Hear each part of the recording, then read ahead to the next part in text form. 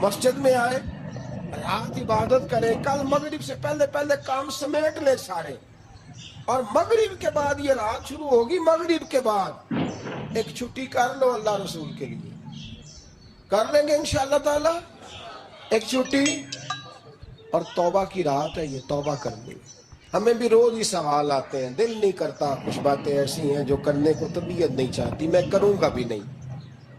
لوگوں کو شب برات کا حوالہ بھی نہیں مل رہا, حالانکہ ترمذی شریف میں حدیث موجود ہے. سیاہ ستہ کی روایت ہے ترمذی میں موجود ہے. پہلے کہتے ہیں سیاہ ستہ سے دکھاؤ, جب سیاہ ستہ سے مل گئی تو اب اور کدھر جانا ہے. اور ابن ماجہ میں موجود ہے مولا علی کی روایت, اور ذرا ترتیب دیکھیے گا, یہ ترمذی کی حدیث ہے. اور امام ترمذی نے تو پورا باب باندھا ہے 15ویں شعبان پر, پورا باب. اب تمہاری مرضی ہے اگر تم نہیں بات کو سمجھنا چاہتے. لیکن میں نے پہلے بھی کہا تھا, پھر کہتا ہوں, اگر ہمیں کوئی شخص کہتا ہے کہ شب برات کو اٹھ کے نفل نہ پڑھو, تو بھائی نفل ہم نے پڑھنے اللہ کی رضا کے لیے. ہمیں کسی بندے سے ڈگری لینے کی ضرورت نہیں, نہ تو ہمارے اور رب کے درمیان معاذ اللہ کوئی وسیلہ ہے کہ تو کہے گا تو پڑھیں گے, جب دل کرے گا پڑھیں گے, اور جتنے دل کرے گا پڑھیں گے. ہم تو نفل کہہ رہے ہیں اس کو. ہم نے کب کہا ہے ضروری ہے جو عشاء پڑھ کے سو جائے فجر تک سویا رہے, ہم اس کو گناہگار نہیں کہہ رہے, لیکن یہ ضرور کہیں گے کہ گولڈن چانس مس کر دیا اس نے, چانس مس کیا. یہ تو اللہ کی رحمت کا موقع تھا. حضرت سیدہ عائشہ صدیقہ رضی اللہ تعالی عنہ ارشاد فرماتی ہیں کہ شعبان کی 15ویں رات تھی, یعنی شب برات کی رات. فرماتی ہیں شعبان کی 15ویں رات تھی, میں نے اچانک نظر ڈالی تو حضور میرے بستر میں تھے. پھر میری نظر پڑی تو حضور نہیں تھے.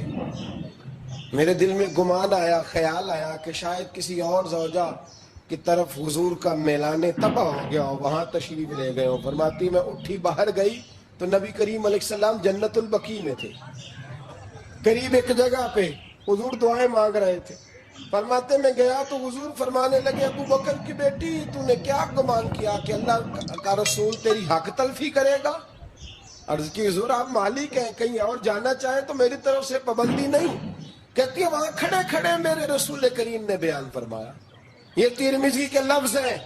حضور نے فرمایا عائشہ یہ شعبان کی 15ویں رات ہے, مدینے میں سب سے زیادہ بکریاں بنو کلب کا قبیلہ پالتا تھا. فرمایا آج کی رات بنو کلب کے قبیلے کی بکریوں کی تعداد کے مطابق اللہ میری امت کے لوگوں کی بخشی فرما دے گا. یہ وہ رات ہے. جناب عائشہ صدیقہ رضی اللہ تعالی عنہ نے بات رات کو سنی تنہائی میں نبی پاک سے, رات کو تنہائی میں حضور سے سنی. سویرے جناب عائشہ نے کل امت کو بتائی. اگر یہ بات اہمیت والی نہ ہوتی تو بی بی صاحب آگے روایت کرتی, یہ کتابوں میں آتی, یہ لوگوں کو بتاتی. حضرت عائشہ نے روایت کیا, اور مولا علی شیر خدا نے تو کھل کے کہا ابن ماجہ میں, حضرت علی سے پیار کرنے والوں کے لیے الگ عنوان. مولا علی نے کھل کے فرمایا شعبان کی 15ویں رات کو رات عبادت کرنا اور سویرے روزہ رکھنا. حضرت علی کا لفظ بائی نہیں سیاستہ میں, رات کو عبادت کرنا, دن کو روزہ رکھنا. ویسے تو رب کریم ہر روز تہجد کے وقت پہلے آسمان پر نزول اجلال فرماتا ہے, اور لوگوں کو فرماتا ہے کوئی بخشش مانگنے والا. اور فرمایا ہر روز تہجد کے وقت یہ اعلان ہوتا ہے, پر شب برات کو نا شروع رات سے یہ اعلان شروع ہو جاتا ہے. ادھر دیکھو میری طرف, مغرب سے اعلان شروع ہو جائے گا. اللہ کرے آپ کو سمجھ آئے, اللہ کرے آپ کو. اور بھائی یہاں پر لوٹ سیل لگ جائے, یہاں ابھی سیل لگ جائے, 5000 والا جوڑا 1500 میں, تو رش ختم ہوگا. اور بھائی اگر یہ لگ جائے, چلو یہ تو دور کی بات ہے نا, ہم تو لنگر والے لوگ ہیں. اگر لنگر کا اعلان ہو جائے کہ بڑا تگڑا ہے, بڑا تگڑا, ہمارے ہاں تو شادی کی روٹی کھلتی ہے تو لوگ آخری روٹی سمجھ کے کھاتے ہیں, شاید اللہ ماشاءاللہ یہ آخری ہے, اس کے بعد نہ ملے گی. جب اعلان ہوتا ہے اور دعوت ہوتی ہے کہ کھلا ہے جی کھاؤ, کیا حشر ہوتا ہے, کیا انداز ہے. مولا علی شیر خدا حدیث روایت کرتے, رنگ کیا ہے.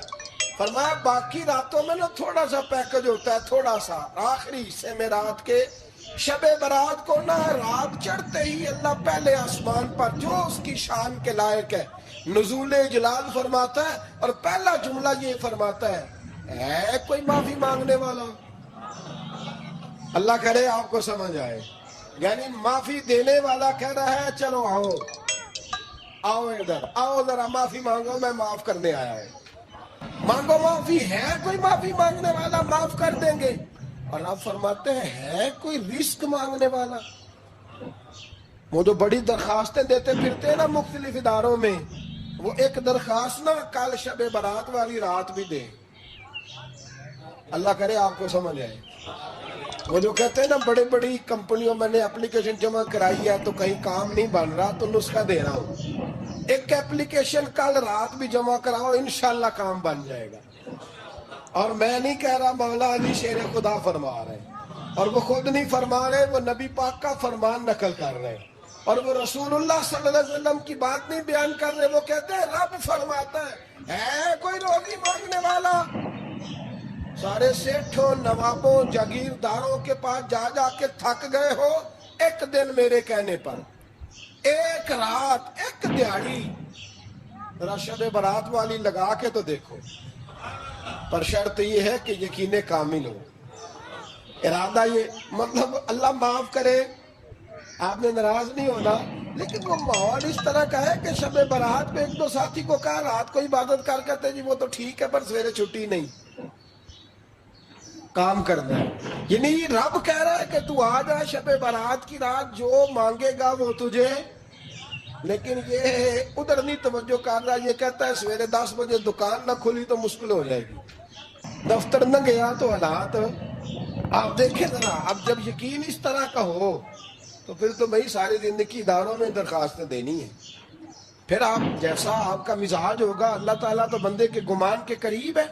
تو میرے رسول پاک علیہ السلام نے ہمیں یہ میسج دیا، پیغام دیا، فرمایا اس رات جو اولاد مانگے گا رب اسے بھی عطا فرمائے، اس رات جو اللہ سے بخشش مانگے گا اللہ اسے بھی دے گا، اس رات جو رب کریم سے عزت مانگے گا اللہ اسے بھی عطا کرے گا۔ شارحین نے لکھا اس رات جو رب سے پردہ پوشی مانگے گا اللہ اسے پردہ پوشی بھی عطا کرے گا، جو جنت کا سوالی ہوگا رب اپنے فضل سے عطا فرمائے گا۔ کوشش فرمائے، کوشش فرمائے۔ 10 محرم کو ہمارے ہاں لوگ جاتے ہیں قبرستان، وہ کسی حدیث سے ثابت نہیں، میں منع نہیں کر رہا، جائیں 9 محرم کو جائیں، 10 کو جائیں، 11 کو جائیں، 8 کو جائیں، سفر میں جائیں، ربیع الاول میں جائیں، قبرستان میں جب بھی جائیں منع نہیں ہے، لیکن شب برات والی رات تو خود رسول کریم گئے ہیں نا قبرستان۔ اب جو بات میں نے سمجھانی ہے اس کو سمجھیں، نبی پاک کی والدہ کا مزار نہیں ہے وہاں جنت البقیع، حضور کے کو بھائی بہن، حضور کیا کرنے گئے؟ امت کی بخشش کے لیے گئے۔ شب برات کی رات لالچی نہ بنے کہ صرف میں نے اپنے لیے روزی مانگنی ہے، کل امت کے لیے مانگے رب کریم سے، مانگے اپنے بھائی کے لیے، مانگے اپنی بہن کے لیے، مانگے اپنے بیٹے کے لیے، مانگے اپنی بیٹی کے لیے، مانگے اللہ کریم۔ یہ مانگنے کی رات ہے۔ پچھلی راتی رحمت رب دی کرے بلند آوازہ، بخشش منگن وارے کارن کھلا جے دروازہ، آئے اللہ کی بارگاہ میں اس رات کو کھل کے دعا مانگے۔ قبرستانوں میں نہ کچھ قبریں ایسی ہیں کہ جو بتاتی ہیں کہ سالوں بیت گئے ہیں کوئی آیا نہیں، کچھ قبریں بتاتی ہیں، اور کچھ بڑے قبرستان بڑے شہروں میں ایسے بھی ہیں کہ جن کا گورکن کہتا ہے کہ مجھے کمیٹی نے کہہ دیا ہے جہاں 4-5 سال کوئی نہ آئے وہاں نئی قبر بنا دی ہے، وہاں نئی قبر بن جاتی ہے معاذ۔ او بھائی کچھ ہیں ایسے، کچھ ہیں، یہ جائے نا اکبر بادشاہ یہاں لیٹا ہے لاہور میں، شعر لکھا ہوا ہے، بر مزارے ماں غریبا نے گلے پروانہ سوزی لے صدائے بلبلے، فارسی کا مقولہ لکھا ہے اس کی قبر پہ، کہتا ہے میں وہ غریب ہوں، عالم بادشاہ ہے مقبرے میں لیٹا ہے، کہتا ہے میں وہ غریب ہوں کہ نہ یہاں کوئی پروانہ آتا ہے نہ بلبل آ کے گیت گاتی ہے، کوئی آتا ہی نہیں، کوئی فاتحہ نہیں پڑھتا، کوئی فاتحہ نہیں پڑھتا۔ او بھائی کئی قبریں ایسی ہیں جن پہ سالوں بیت گئے کوئی لوٹا نہیں۔ اور مشکات میں حدیث ہے، میرے نبی کریم علیہ السلام نے فرمایا جو قبر میں ہوتا ہے وہ تو اس آدمی کی طرح ہے جو دریا میں ڈوب رہا ہے اور وہ انتظار کر رہا ہے کہ میرا بیٹا میرے لیے دعا مانگے، میری بیٹی دعا مانگے، پر بیٹے کو تو 27 سال ہو گئے، ملک سے باہر ہے، کاغذ بنے گے تو ابے کی قبر پہ آئے گا نا، اس کے تو کاغذات ہی نہیں مکمل ہو رہے، وہ بیٹے کو تو مشکل ہے بڑی، وہ تو کاغذات نہیں بن رہے، وہ تو دولت کا مطالبہ پورا ہوگا تو جب ہی وہ کام ہوگا نا، انتظار ہو رہا ہے قبروں میں میرا بیٹا دعا کرے، میرا بھائی دعا کرے، اور اگر بچہ دفن ہے تو وہ کہتے ہیں میری ماں دعا کرے، میرا باپ دعا کرے۔ کوشش کریں شب برات بعد از مغرب یہ رواج پیدا کریں، یہ رسول اللہ کا طریقہ ہے صلی اللہ علیہ وسلم، قبرستان میں جائیں اور جا کر کے وہاں اللہ تبارک و تعالیٰ سے دعا مانگیں کہ یا اللہ جو اس قبرستان میں لیٹے ہیں وہ بھی، اور جو آج تک کلمہ پڑھنے والے دنیا سے گئے وہ بھی، اور جو قیامت تک جائیں گے وہ بھی، اے اللہ تو سب کی بخشش فرما دے۔ اللہ کی رحمت کو محدود نہ کریں کہ صرف مجھے بخش دے، اسے کہیں یا اللہ کل کی بخشش فرما۔ ساری امت کے لیے دعا کریں، شب برات کی رات نفل پڑھیں۔ ہمارے ہاں محفل ہوتی ہے ہر سال الحمدللہ، بڑے شوق سے بڑا خوبصورت ہم اہتمام کرتے ہیں، لیکن میں اکثر دوستوں سے کہا کرتا ہوں کہ جن کو اکیلے میں نفل پڑھنے میں مزہ آئے وہ اکیلے میں پڑھیں۔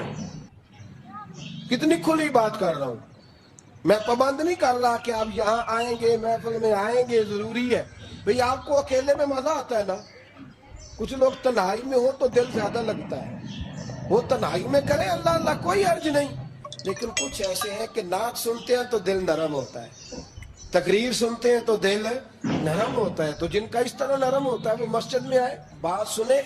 کچھ کو سب کے بیچ بیٹھ کے رونا آتا ہے، حضرت سعدی شیرازی فرمایا کرتے تھے کچھ لوگوں کے آنسو مجھے رلا جاتے ہیں، فرماتے ہیں کچھ کی آنکھیں دیکھ کے رو پڑتا ہوں، لہذا میں جب بھی ذکر کرتا ہوں محفلوں میں بیٹھ کے کرتا ہوں، تنہائیوں میں مجھ سے نہیں ہوتا، تو جس سے نہیں ہوتا وہ آئے نا۔ توبہ کس کو کہتے ہیں؟ توبہ کا معنی ہے پچھلے گناہ پر پچھتانا، شرمسار ہونا، کہتے نہیں اے کاش میں نہ کرتا، اور وہ لفظوں میں نہیں جملوں میں نہیں، توبہ رٹی رٹائی نہیں، شرمسار ہونا اور آئندہ گناہ نہ کرنے کا پکا ارادہ کرنا، اس کا نام توبہ ہے۔ دیکھیں اللہ تعالیٰ فضل کرے، میں نے پچھلے سال کہا تھا پھر کہتا ہوں، مسجدوں سے نا شب برات کی رات، شب قدر کی رات چیخوں کی آوازیں آتی ہیں، لوگ اتنا روتے ہیں نا، رونا چاہیے، کم روتے ہیں زیادہ رونا چاہیے، لیکن سوال یہ ہے کہ اتنا زیادہ لوگ شب برات کی رات روتے ہیں، کیا پھر سویرے بددیانتی ختم ہو جاتی ہے؟ جو رات مسجد میں کھل کے رو کے آیا ہے اس کا پروگرام ہے نا کہ اب ملاوٹ کبھی نہیں کرے گا، اب گاہکوں سے جھوٹ کبھی نہیں بولے گا، اب وہ بددیانتی کا معاملہ کبھی نہیں کرے گا، لیکن رات روتا بھی رہے اور سویرے پروگرام یہ ہو کہ میں نے پھر لوگوں کو فریب دینا ہے، داؤ لگانا ہے، تو اس نے توبہ کیا رات کے یہاں بس یہ ایکٹنگ کر کے لوٹا ہے، یعنی بڑی سجا بنا کر کے سوار کر کے رات توبہ کی۔ کیا مطلب ہے توبہ کا؟ کہ توبہ آپ نے کی، حضرت حسن بصری سے کسی نے کہا توبہ کیا ہے؟ فرمانے لگے توبہ یہ ہے کہ جس گلی سے رب نے تجھے منع کیا ہے دوبارہ پھر تو اس گلی میں نظر نہ آئے، تو نظر ہی نہ آئے، اور جس جگہ جانے کا رب نے تجھے حکم دیا ہے پھر تو دوبارہ وہاں سے غیر حاضر نہ ہو۔ اگر یہ پروگرام ہی نہیں، ارادہ ہی نہیں، بچے ایک دو مجھے کہنے لگے کل حضرت صاحب توبہ کے موضوع پر ہم نے گفتگو کرنی ہے تو کوئی باپ بتائے کہاں پہ ہے، کچھ بچے شاگرد ہیں، کچھ مسجد میں مجمع پڑھاتے ہیں، ایک نے مجھ سے کہا، تو میں نے کہا بیٹے پہلے مسجد میں جاؤ، 2 نفل پڑھو، توبہ کرو، توبہ کا ارادہ بناؤ، یہ رسم نہیں ہے۔ وہ نعت خواہ بھی تو توبہ کر لینا جو شب برات کے دن لوگوں کو توبہ کرانے آیا ہے اور 25,000 کا سودا کر کے آیا ہے، تو آج اس کام سے تو توبہ کرنا، یہ نوٹ پھکوانے سے تو توبہ کرنا، یہ رسم ہے؟ ساری رات توبہ توبہ توبہ توبہ، کیا معنی ہے اس کا؟ کیا مطلب کرے؟ امام غزالی فرماتے ہیں کہ ایک آدمی بادشاہ کا گارڈ تھا، سپاہی تھا، اس کا پہرے دار تھا، نگرانی کرتا تھا، بڑی وفاداری سے نوکری کرتا رہا. بادشاہ نے اسے تنخواہ کے علاوہ بھی بڑا نوازا، بڑا نوازا، بڑا نوازا. اسے بادشاہ نے بڑے الاؤنسز دیے، بادشاہ نے بڑا کچھ دیا، مکان دیا.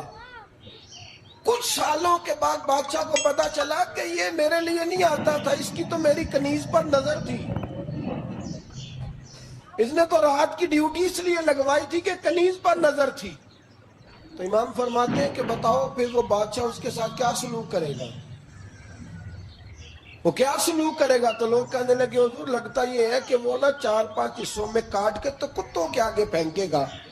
آپ فرمانے لگے میرا رب تو بڑا ہی کریم ہے، وہ تو ایسے نہیں کرتا، لیکن بتلاؤ اگر اسے پتا چلے تو یہ رسم کے لیے آیا ہے، اس کی تو نظر ہی مال پہ ہے، یہ تو سویرے بدلے گا نہیں، یہ تو دھوکہ دے رہا ہے، یہ تو توبہ کرنے آیا ہی نہیں، اس نے تو ڈھونگ رچایا ہے، اسے تو پہلے سے خبر ہے. تو پھر تم کیا امید رکھتے ہو؟ پھر کیا رویہ رکھتے ہو؟ شب برات کی رات دھاڑے مار مار کے رونا اور صبح اسی طرح دھوکہ دینا، اسی طرح فریب کرنا، اسی طرح جھوٹ بولنا، اسی طرح بددیانتی کرنا، اسی طرح لوگوں کو لوٹنا. تو یہ رسم نہیں ہے توبہ. توبہ تو بدل جانے کا نام ہے، توبہ تو پھر سنور جانے کا نام ہے. توبہ تو اس طرح ہے جس طرح حضرت ابراہیم ابن ادھم نے کی تھی. وقت کے بادشاہ تھے، بادشاہ جب توبہ کی تو پھر ہر چیز چھوڑ دی، پھر مال لوگوں میں بانٹ دیا اور پھر ٹاٹ کا لباس پہن کر زندگی گزاری. لوگوں نے کہا حضور یہ تبدیلی ہے.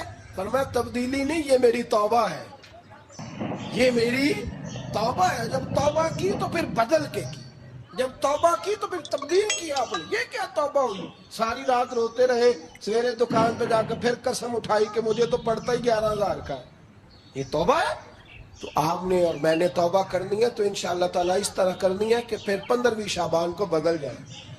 اور مجھے پتا کیوں یہ شب برات کیا لگتا ہے؟ مجھے کبھی کبھی یوں لگتا ہے کہ رب فرماتا ہے کہ رمضان سے 15 دن پہلے ہی پکی سچی توبہ کر لے، تیاری کر، پاک صاف ہو جا، تاکہ جب رمضان آئے نا تو پھر تجھے پاک ہونے کی ضرورت نہ پڑے. بس پھر تو آتا جائے اور میں تیرے اوپر رحمت نچھاور کرتا جاؤں. بس تو پہلے ہی تیاری کر، 15 دن پہلے، 14 دن پہلے تیار ہو جا. کل رات اپنے آپ کو ذہنی طور پر تیار کریں، بچوں کو تیار کریں، گھروں کو تیار کریں. جب مہمان آتے ہیں نا بڑا کچھ کرتے ہیں. شب برات آئے تو مصلے ایک دفعہ دھویا کریں، ایک دفعہ مصلے دھویا کریں. فرش دھوتے ہیں نا، مہمانوں نے آنا ہے تو ایک کمرے کا فرش دھو کے صاف کریں کہ خواتین نے یہاں ساری رات نماز پڑھی. یہ ارادے بنائیں. جس طرح آپ کہتے ہیں نا رات کو سفر کرنا ہے تو دوپہر میں تھوڑا آرام نہ کر لوں تو کل دوپہر میں آرام کر لوں، تاکہ رات کو رب رب کرنا آسان ہو جائے، اللہ کی بارگاہ میں بیٹھنا آسان ہو جائے. مکمل طور پر ذہنی طور پر اپنے آپ کو تیار کریں.